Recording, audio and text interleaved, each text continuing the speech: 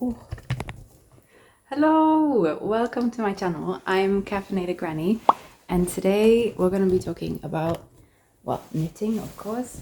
I'm going to be going through my finished objects of the last month, which include Sherpa vest, the Je Ne Sais Quoi cardigan by Moonchain, and 2 Oslo hats by Petite Knit.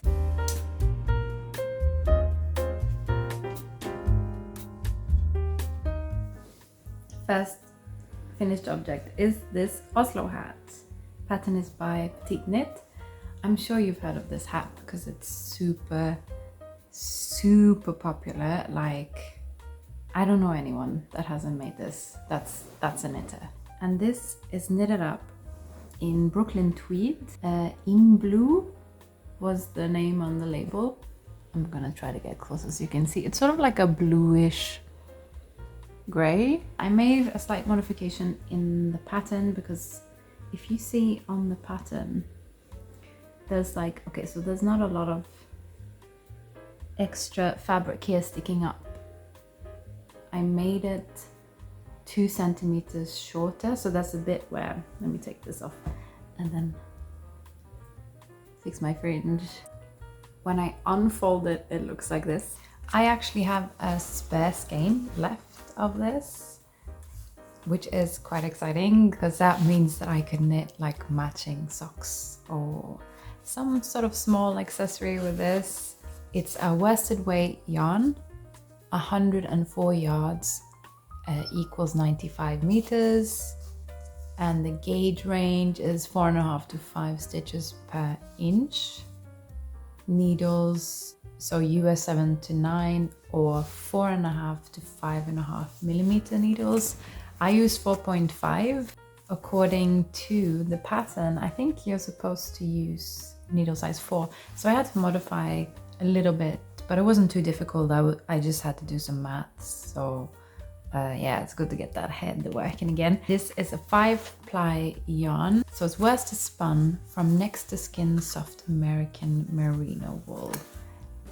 Yeah, I really love it. It's super squishy. Like, I recommend if you can go to a yarn store to squish this, it's gonna be worth it. For the second Oslo hat, I also knitted it up in Brooklyn tweed, but I knitted it up in Brooklyn tweed arbor in color Black Fig. Isn't it gorgeous? As soon as I saw it, I was like, that one. And the lady at the store was like, I was instantly drawn to that as well when I was unpacking the yarn. Oh, I wish I could work in a yarn store. That was just dream job, no? This is not as thick as Imbue. It's a 3-ply DK weight. For this one, I knitted it up on 4 millimeter needles. And as you can see, I made it even shorter than this one. I guess it's just because I used to live in London and you see a lot of like hipster hats there where the hats don't really cover the ears, and I thought that was so cool. So these sort of, they cover the tip of my ear. This one covers the tip of my ear, but it's quite short, a short hat. Comparing with the other Oslo hat, you can see a huge difference. So basically with this one, I knitted size small in this one, but I wanted the brim to be extra big. So the brim is knitted for size large in the hat. And then after I did the fold or the brim fold, then as soon as the stockinette stitch reached the same length as the brim, or 2 centimeters after actually, I started the decreases. And that's what got me this sort of hipster look. Moving on to my very own Sherpa vest. So I had this like vision in my head that I really wanted to make a Sherpa vest. This is knitted up with drops boucle, 2 strands held together with drops karisma. So very, very bulky. I think I used like 10, needle size 10 for this. And last minute decision, I crocheted these brown edges, which is, oh, hold on, can I put the camera a bit more back? No. Isn't it cute? It's very oversized, as you can tell, because the idea was that I wanted to have it over a jacket. I think that look is so cool. I've seen it on Pinterest and I was like, I need to be a part of that group. The way that this is constructed, start at the back, working German short rows to shape the back so that it lays sort of nice and flat. And you can sort of see, yeah, you can see it there, right? Ooh. Oh, I should have 3 hands here. And picking up stitches there and knitting for the shoulder. And I did for the shoulder, for it not to like go out like that, I had to also do a little bit of German short rows here. So this sort of forms a triangle like that on top of the shoulder so that it lays nice and flat. And then you start increasing for the neckline here. And then it's just, you join the back and the front panels together and you knit. And then afterwards, I just did like single crochet edges on the armhole and single crochet edges on the edge of the body. It looks very cute, doesn't it? I'm really happy with this one. And then of course we have the I-cord little bow to close it. Very, very cute. I really enjoyed this one. So quick. Did it on one day. I'm not joking, one day. Just like a Sunday. I was just home most of the day and knitting this. Really, really fun. And I'm actually doing the pattern for it. If anyone wants to test knit, that would be really cool. I would really love to share this pattern with you because I think it will be a good one for winter. Like, it looks very cute. You can throw it on a sweater, a jacket. Good to go. It's always good to keep warm in winter. Then this is like my favorite thing that I've ever made, ever. I'm gonna put it on. So this is the Je Ne Sais Quoi cardigan by Moon Chain, and it's like a knit and crochet hybrid project.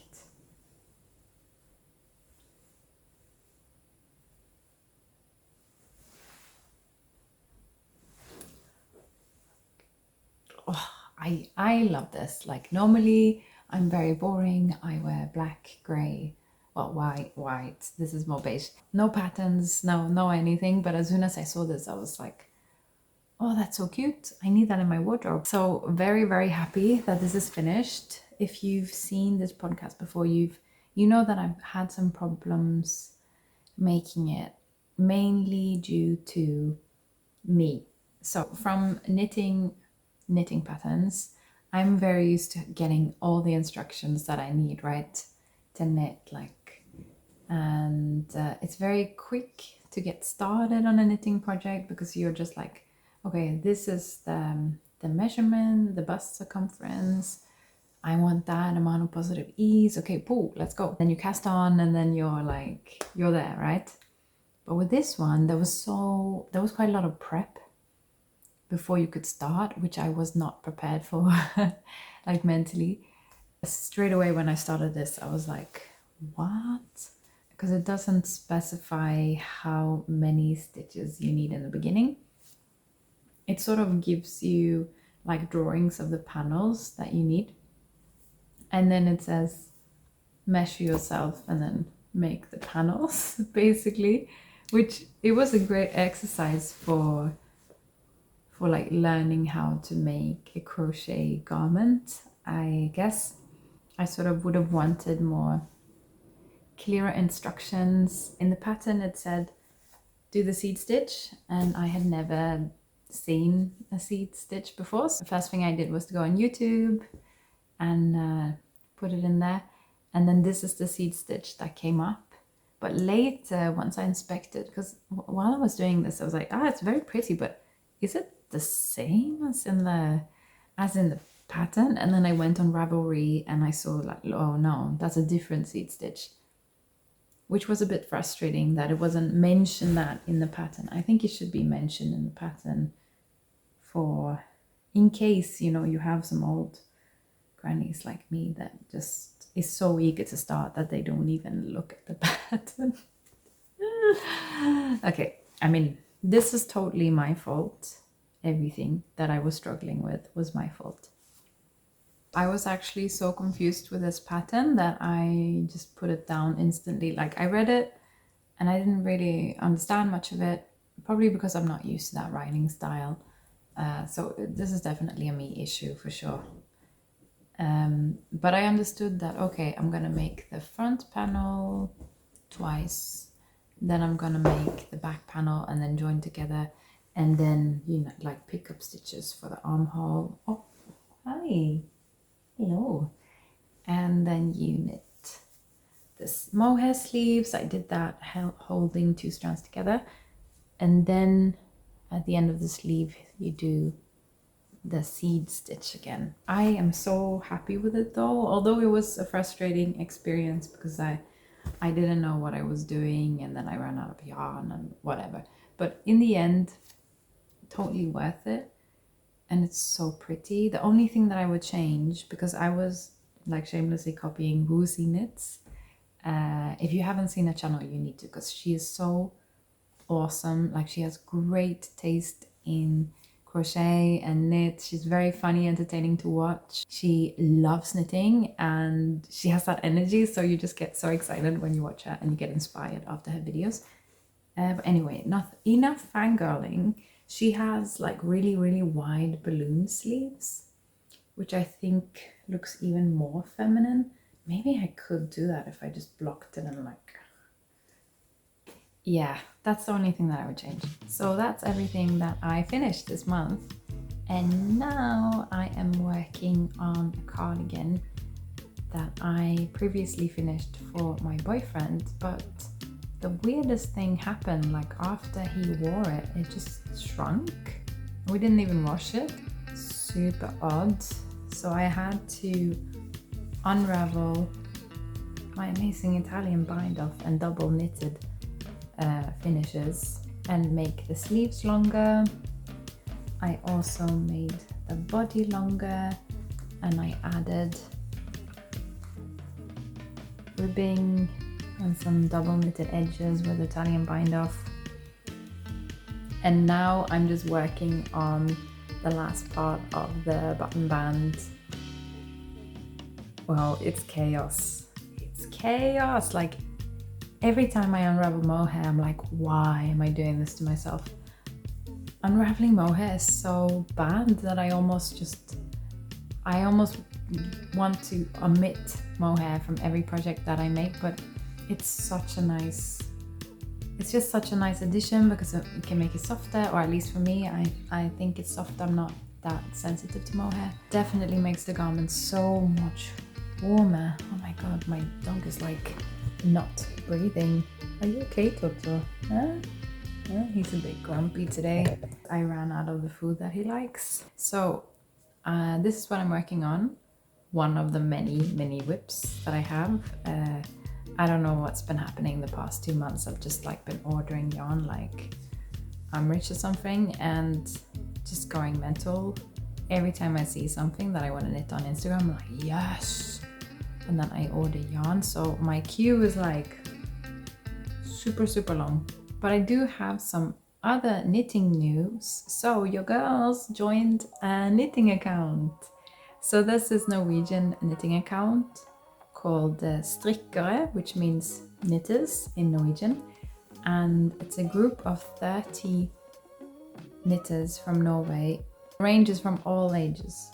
There's younger people, there's people like me, old grannies, and everyone is so different. Some people just like to knit neutral stuff, others are really colorful, and the variety is crazy. It's really cool. I think that's why I have so many works in progress is going on, because I've been on this group and just seeing what the other group members are posting, and I just want to make everything. Like, I want to make mittens from that girl, I want to make her sweater, wow, I want to make a knitted dress. It's crazy. So you should totally follow this Instagram for inspiration, because it's cool and I'm there. Everything is in Norwegian, but Instagram does have that translate button that you can click up in the corner, and then you can see the stories get translated. And then on the post, I think underneath the caption, there's like a C translation. So hopefully you could get some value out of it too. So earlier this month, I was actually in Budapest with my partner, which was really cool. I love Budapest. It's such a stunning city, so much history, gorgeous architecture, and of course the thermal baths are a major plus. So I spent a lot of time trying to hunt down yarn.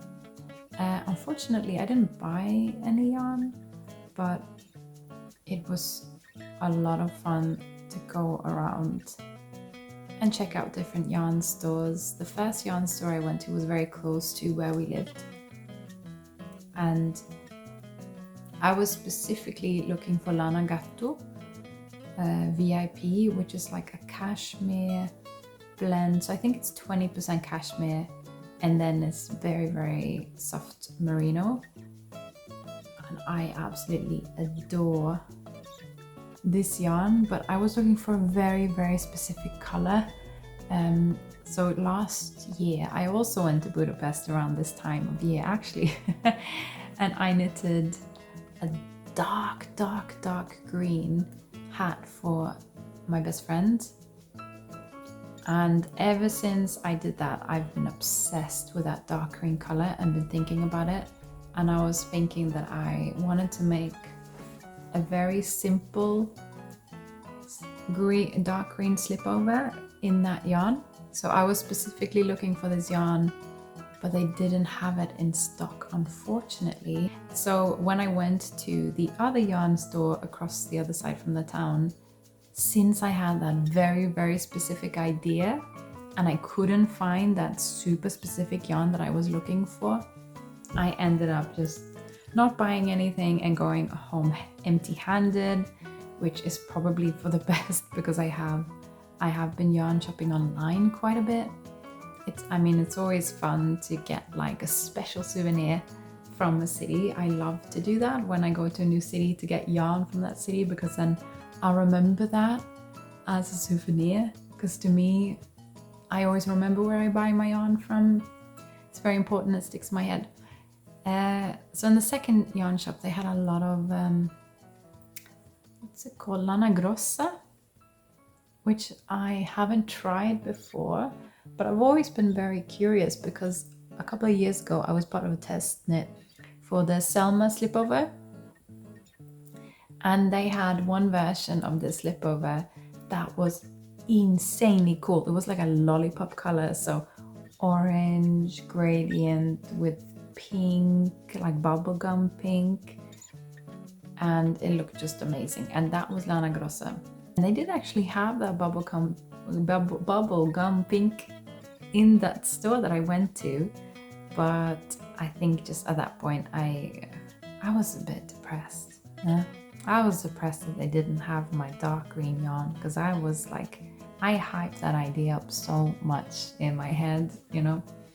But otherwise, Budapest was awesome. They have amazing coffee shops. They have an amazing library that you need to check out if you go there. It's just the most beautiful thing that I've ever seen. Thank you guys for hanging out with me today. And I'd love to hear what you are knitting, what you're excited about this fall. I'm definitely getting, as soon as I finish this cardigan, I really want to get on that mitten wagon. Like, I'm seeing so many cool mittens, and especially because in Norway we have a lot of traditional mitten patterns that I sort of, I mean, I saw them all the time when I was younger, so I guess I didn't appreciate how cool it is. But now that it's coming back on trend and there's so many like vibrant colors. Do you remember like that porcelain sweater where you have the white and the cobalt blue combo? I really want to make mittens in that color combination, or something that's pink and red, or pink and orange, or some sort of crazy pop of color would just be amazing, especially for someone like me who's very boring. Like, I just wear gray and black coats, so to have that pop of color, it's gonna be so great. So yeah, that's all I have for today. Let me know what you guys are knitting, what you guys are excited about with winter knitting, and I'll see you again very soon. Ciao, ciao, beijinhos!